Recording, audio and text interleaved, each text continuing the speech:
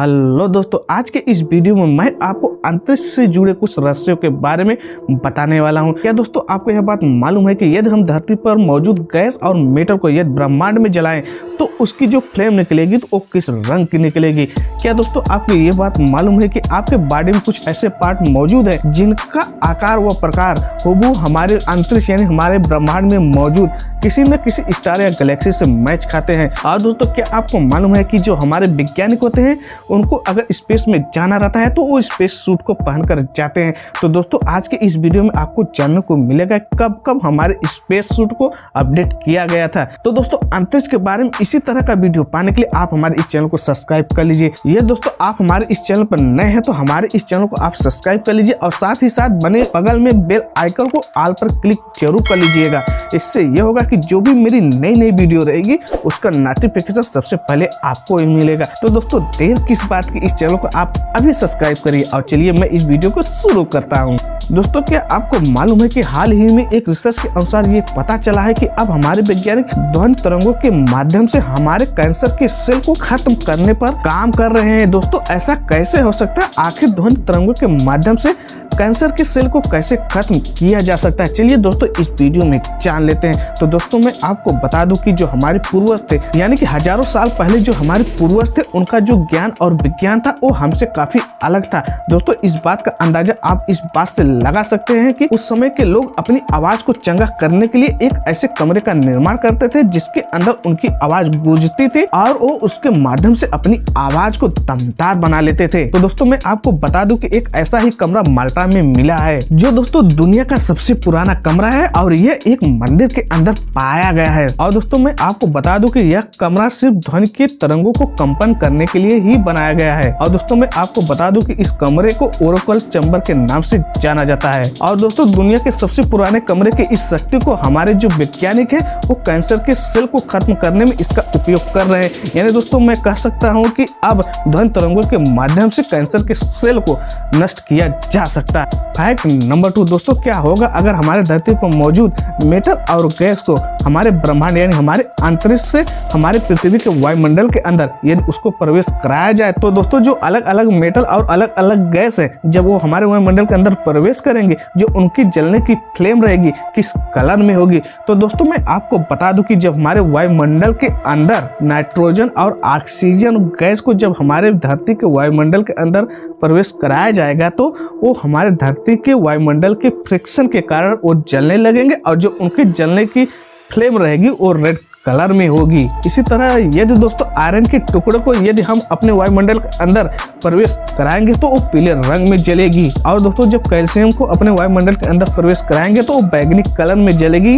यानी उसके जो फ्लेम का कलर रहेगा वो बैंगनी कलर का रहेगा। और यदि दोस्तों मैग्नीशियम को प्रवेश कराया जाएगा तो मैग्नीशियम आसमानी कलर में जलेगी और दोस्तों सोडियम पिंक कलर में जलेगी। तो दोस्तों ये फैक्ट्स आपको कैसा लगा एक कमेंट करके जरूर बताइए। फैक्ट नंबर 3 दोस्तों क्या आपको मालूम है कि हमारे बॉडी के अंदर कुछ ऐसे पार्ट मौजूद हैं जब उनको हम टेलीस्कोप की मदद से देखते हैं तो उनका जो आकार प्रकार रहता है वो हमारे यूनिवर्स में मौजूद किसी न किसी स्टार या गैलेक्सी से मैच खा जाते हैं। यानी कि हमारे बॉडी में मौजूद वो पार्ट और यूनिवर्स में मौजूद स्टार या किसी न किसी गैलेक्सी से वो हूबहू एकदम मेल खा जाते हैं। यानी जो उनका आकार प्रकार रहता है वो एक दूसरे से काफी हद तक मिलता जुलता रहता है। तो दोस्तों आप स्क्रीन पर देखिए दोस्तों जो हमारे ब्रेन का सेल होता है वो यूनिवर्स से मेल खाता है। यानी यूनिवर्स के आकार प्रकार से हमारे ब्रेन का जो सेल रहता है वो हूबहू मैच खा जाता है। और जो दोस्तों ब्रेथ ऑफ सेल होता है वो डेथ ऑफ स्टार से मेल खा जाता है। और दोस्तों जो हमारा आंख यानी जो हमारा आई होता है वो ब्रह्मांड में मौजूद नेबुला से हूबहू मैच खा जाती है। यानी कि जो हमारी आंख और नेबुला का जो आकार प्रकार रहता है वो एक दूसरे से काफी मेलजोल खाते रहते हैं।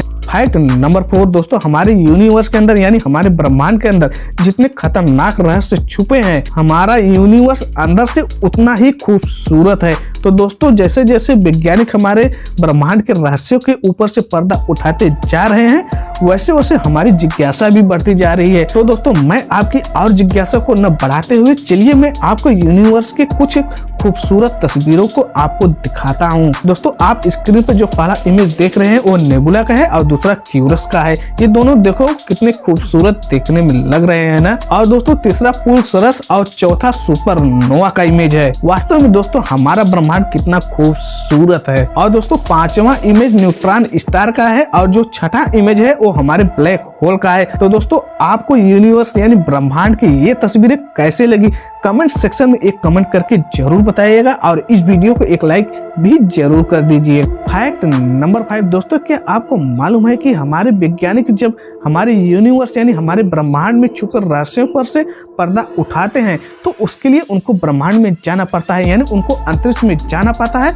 और जब वो अंतरिक्ष में जाते हैं तो उनके लिए स्पेस सूट बहुत ही मायने रखता है। तो दोस्तों क्या आपको मालूम है किस सन में किस ईयर में हमारा स्पेस सूट कैसा दिखता था, यानी कि जब अलग अलग ईयर में हमारे वैज्ञानिक अंतरिक्ष में जा रहे थे तो उस समय उनका स्पेस सूट किस तरह का दिखता था। तो दोस्तों मैं आपके स्क्रीन पर 1961 और 1963 के स्पेस सूट को दिखा रहा हूँ। ये स्पेस सूट कुछ इस तरह के उस समय दिखते थे। तो दोस्तों अगले ही साल 1964 में इस स्पेस सूट को अपडेट किया गया और दोस्तों जो आपको अगला इमेज में आपके स्क्रीन पर दिखा रहा हूँ वो 1964 और 1969 का है। और दोस्तों मैं आपको अंत में दिखा रहा हूँ 2009 और 2020 में हमारा स्पेस सूट कुछ इस तरह का दिख रहा है। और दोस्तों मैं आपको बता दूं कि ये जो 2020 का स्पेस सूट आपको दिख रहा है ये इलान मस्क की कंपनी स्पेसएक्स ने इसको बनाया है। दोस्तों यह फैक्ट कुछ अलग ही तरह का है। दोस्तों क्या आपको मालूम है कि ऐसी वह कौन सी मछली है जो अपना ज्यादातर समय धरती यानी हमारी पृथ्वी पर